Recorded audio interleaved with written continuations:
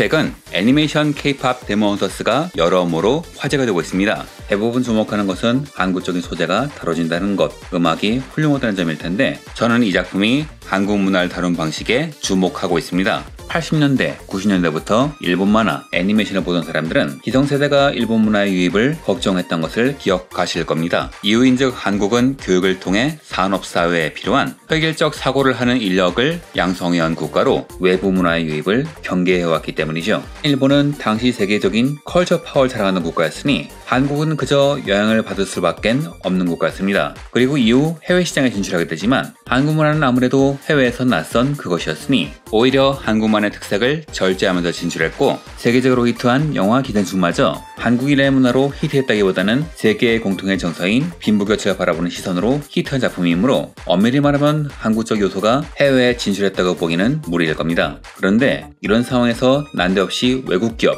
그것도 일본 기업이 적극적으로 한국 문화를 전면에 내세운 작품을 만들어내는 것이죠. 이는 BTS, 블랙핑크 등이 개척한 K-컬처의 글로벌 위상 변화를 보여주는 상징적 사건이라 할 수 있습니다. 이 작품은 한국인 스태프가 참여하긴 했지만 외국인 스태프가 더 많은 작품이죠. 문화 제작자들이 자신의 뿌리 문화에 영향을 받을 수밖에 없다는 점을 고려할 때 외국 제작진이 한국 문화를 이토록 섬세하게 재현해낸 것은 단순한 우연이 아닐 겁니다. 그래서 이번엔 이 작품이 어떤 식으로 한국 문화를 그리는지를 나름의 방식으로 정리해봤습니다.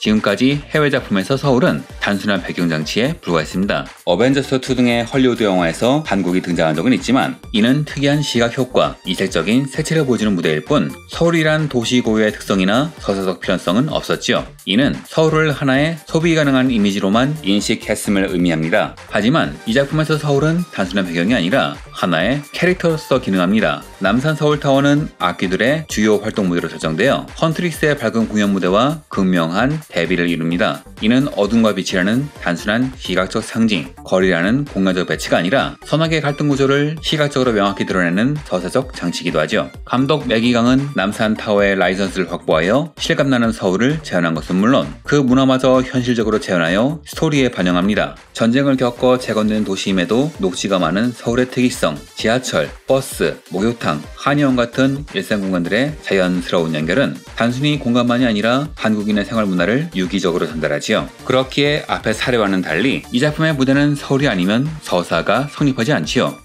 알려진 바에 의하면 원래 배경으로 고려된 것은 롯데타워였다고 합니다. 네티즌들 사이에서 사우론의 눈이라 불리는 강력한 이미지를 갖고 있고 일반인들에게도 서울 어디서나 볼 수 있는 상징적인 랜드마크이지만 악의 축으로 묘사되는 것에 대한 부담으로 인해 라이선스가 거절되었다는 얘기죠. 다만 해외 사람들이 남산타워를 악의 축으로 믿긴커녕 한번 가보고 싶은 핫플레이스로 찍어놨다는 걸 감안하면 롯데타워는 상당히 아쉬울지도 모르겠습니다. 즉 이 작품은 문화작품에서 도시를 어떻게 스토리텔링에 녹여내는 성공적으로 보여준 사례가 아닐까 합니다.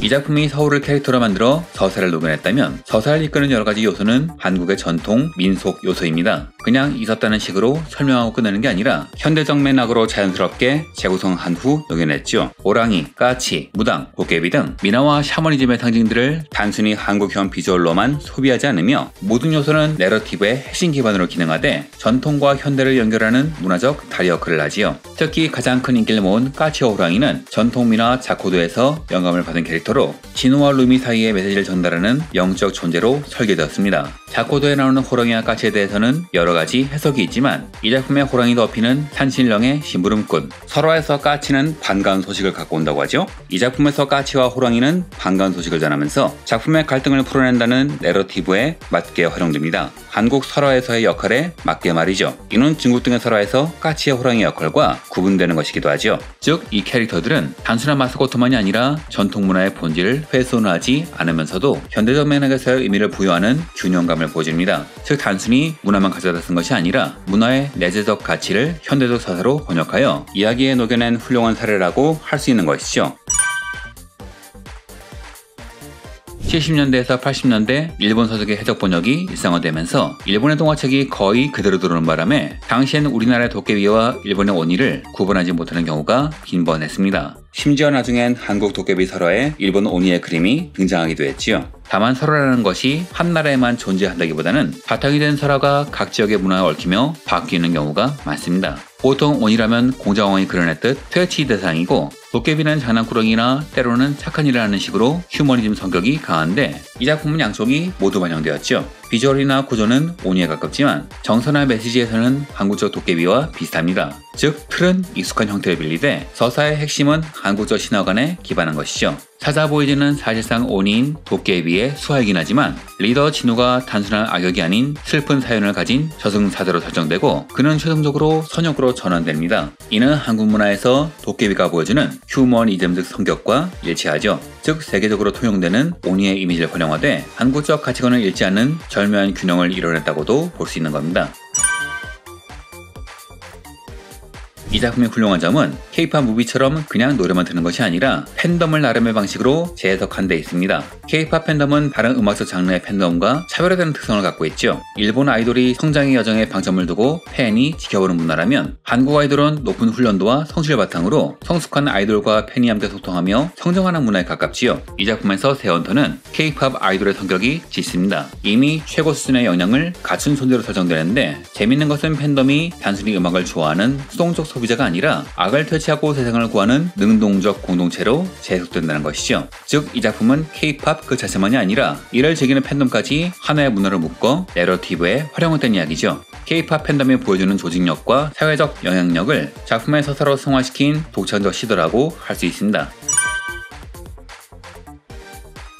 우리가 보는 문화 콘텐츠는 그저 즐거운 것이지만 사실 그 문화의 배경에는 돈과 이권이 항상 존재하지요. 이 작품이 소니와 넷플릭스의 투자로 제작되었다는 사실은 문화 산업의 패러다임 변화를 보여준다고 할 수 있습니다. 과거 한국 자본이 해외 시장을 겨냥해 한국적 세체를 절제했다면 이제는 외국 자본이 적극적으로 한국의 요소를 전면에 내세우는 역전 현상이 일어나고 있습니다. 좁은 시야로 보면 우리 자본은 참여하지 않았으니 히트해도 외국 회사만 좋은 거라고 생각할 수도 있겠지만, 넓게 보면 외국 회사가 굳이 한국적 요소로 작품을 만들 정도로 K-컬처의 대중성이 확보되었다고도 볼 수 있을 겁니다. 이게 가능한 이유는 소니뮤직이라는 K-팝으로 막대한 수익을 올리는 세계적인 레이블이 있기 때문이겠죠. 소니뮤직은 지속적인 성장을 위해 새로운 아티스트를 발굴하고 확보하고 있습니다. 국내 아티스트 제공기업 컬처팅크에 전략적 투자를 하고 있으며, K-팝 전문 퍼블리셔인 더 헬로 그룹 퍼블리싱과 작곡과 프로듀서 확보 및 협력을 강화하고 있죠. 그래서 그런지 이 작품의 주인공인 루미, 미라, 조이의 목소리, 사자보이스의 목소리는 모두 현존하는 K-팝 아티스트가 녹음했습니다. 즉 이 작품의 히트는 현존 아티스트의 프로모션으로 이어질 수 있다는 것이죠.